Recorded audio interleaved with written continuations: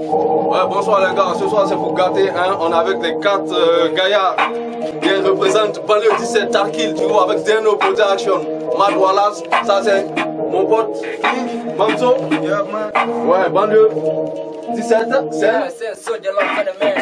yeah, qui sort man, et mon gars Ahmad, I'm the sniper, c'est pour gâter, hein, freestyle, hein, c'est pour vivre.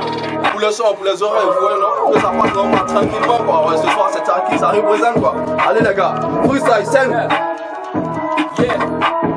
Rapman, kaka ara jamuti, kala shay nigga yo jamuti. Rapman, kaka ara bonifis, na wuku mine ma wuku with the police. Sami hala ni the foof. Yeah. Ara be the foof.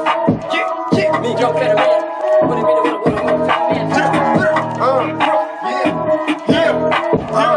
Sina mune wili tade wale ko wale. Kuri wasa kis na be pama taka.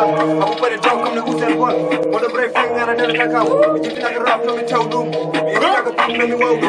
Wala idi rap wala wala dum. Ya raja fofi na andi dum. Wala ma jibi to gitala. Sikse pala force ko mi mbara ko mi kuri dum. Stop me mettre, man. Hacka de fela de bande, man. Catch me boy, when in the bottom, man. To the man, the corner who stop him, man. Yeah. Got stand down.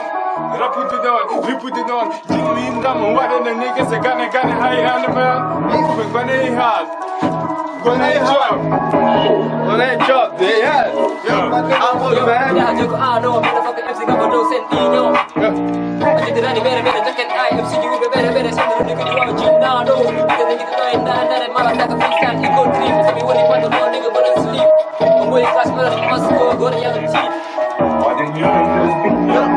Come eat down, but take a head, nigga, who'll be the fake go. Yo, me and my bendo is like coming top. I've been getting them coming forward. I've been getting that tiny, I've been coming job. Nigga coming top, I've been getting them coming king, got rap new form. Yeah, I'm so. We never come forward, nigga, shut the fuck me, coming top, bum.